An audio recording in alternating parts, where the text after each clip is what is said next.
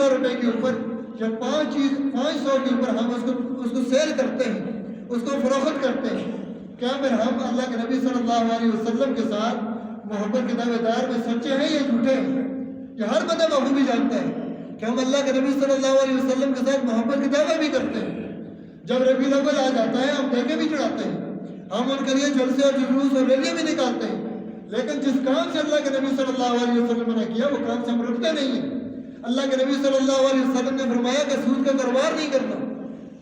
سود ایسے ہے کہ اللہ کے ساتھ اور رسول اکرم صلی اللہ علیہ وسلم کے ساتھ جو بندہ سود کا کاروبار کرے گا، جو سود کا لین دین کرے گا، جو بیٹھ کر لکھے گا،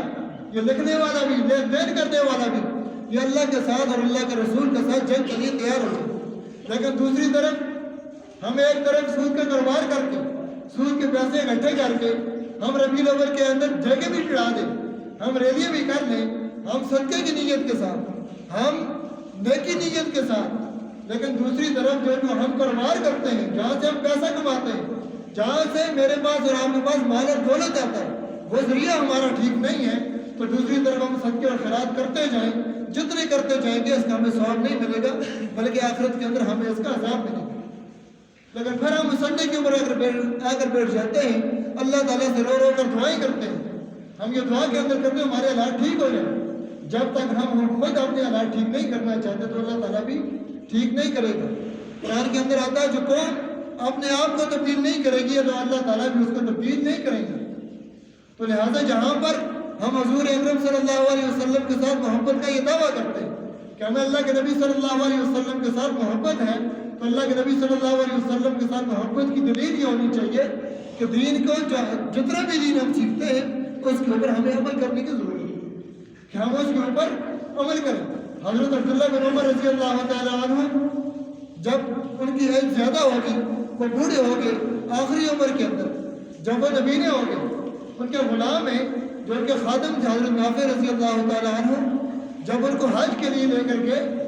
وہ مسلسل ہر سال وہ حج کے لیے جایا کرتے تھے، لیکن آخری عمر کے اندر جب وہ نبینا ہو گئے،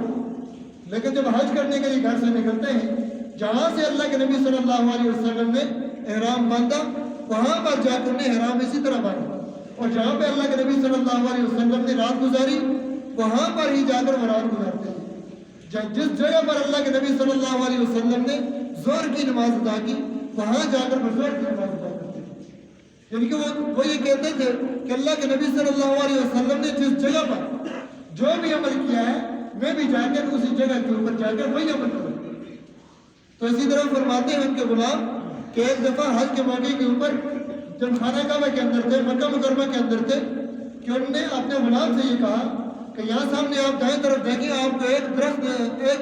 پتھر نظر آئے گا، تو انہوں نے کہا یہ بالکل مجھے نظر آ رہا ہے،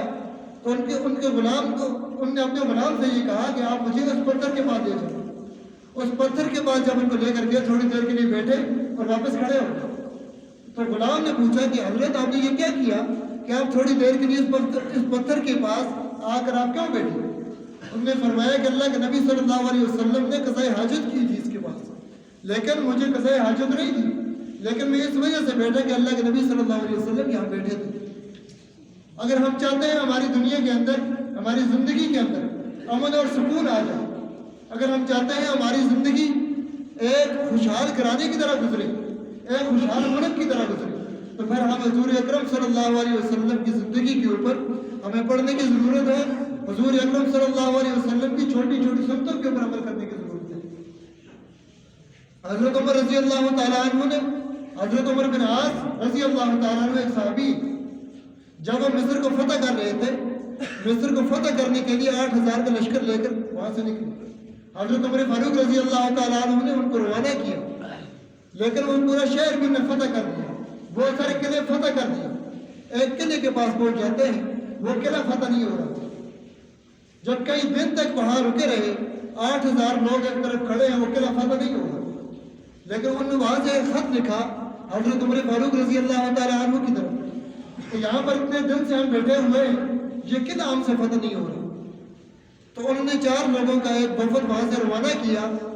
اور خط کے اندر صرف یہ لکھا کہ آپ نے کسی سنت کو چھوڑ دیا، اس وجہ سے وہ جو قلعہ ہے وہ آپ سے فتح نہیں ہو رہا۔ تو جب ان کو خط ملا حضرت عمر بن عاص رضی اللہ تعالیٰ عنہ کو، وہ خط جب انہوں نے دیکھا تو اس کے اندر جو ایک جملہ لکھا ہوا ہے کہ آپ نے کسی سنت کو چھوڑ دیا ہے، آپ اپنا محاسبہ کریں۔ ان نے سارے لشکر کی جب محاسبہ کیا تو ان کو ایک بات پتہ چلی کہ ہم نے سنت کی جو مسواک ہے، کہ مسواک کی سنت کو ہم نے چھوڑ دیا ہے۔ لشکر چونکہ جنگ کے اندر تھا تو یہ سنت ہے مسواک کی، اس کو کئی دنوں سے چھوڑ دیا کچھ لوگوں نے۔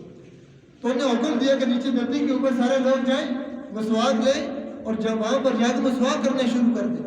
جب لوگوں نے جا کر وہاں پر مسواک کرنا شروع کر دیا، جو قلعے کے اندر جو معذور لوگ تھے وہ سارے کے سارے باہر آ گئے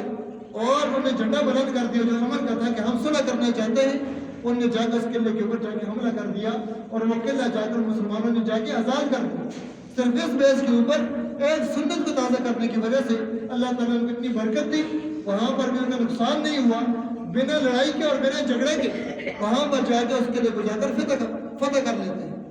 لیکن آج ہم دوسری طرف ہم اللہ کے نبی صلی اللہ علیہ وسلم کے ساتھ محبت کا دعویٰ کرتے ہیں۔ ہم کہتے ہیں ہمیں اپنی جان سے بڑھ کر حضور اکرم صلی اللہ علیہ وسلم کے ساتھ محبت ہے، لیکن دوسری طرف ہم اپنی اولاد کو حضور اکرم صلی اللہ علیہ وسلم کی تعلیمات اور تربیت نہیں سکھاتے۔ پھر ہم کہتے ہیں ہمیں اللہ کے نبی صلی اللہ علیہ وسلم کے ساتھ ہمیں محبت ہے، لیکن مال ہم ان ذرائع سے کماتے ہیں جو اللہ کے نبی صلی اللہ علیہ وسلم کی سنت کے خلاف ہے۔ لیکن پھر ہم کہتے ہیں کہ ہمیں اللہ کے نبی صلی اللہ علیہ وسلم کے ساتھ محبت ہے، لیکن ہم روزہ اور نماز بھی ہم اس طریقے کے ساتھ نہیں پڑھتے جس طریقے کے ساتھ اللہ کے نبی صلی اللہ علیہ وسلم نے پڑھنے کا حکم دیا تھا۔ لہذا اللہ کے نبی صلی اللہ علیہ وسلم کے ساتھ محبت کا جہاں پر ہم دعویٰ کرتے ہیں کہ ہمیں اللہ کے نبی کے ساتھ صلی اللہ علیہ وسلم کے ساتھ محبت ہے، پھر محبت کا دعویٰ یہ ایسے سچا ہونا چاہیے میری اور آپ کی نماز، میرا اور آپ کا روزہ، یہ سارے کے سارے اللہ کے نبی صلی اللہ علیہ وسلم کے طریقے کے مطابق ہونا چاہیے۔ پھر قرآن کی وہ آیت قل ان صلاتی ونسکی ومحیای ومماتی للہ رب العالمین، اللہ تعالیٰ مجھے اور آپ کو عمل کرنے کی توفیق نصیب فرمائے۔ سنتے رہو۔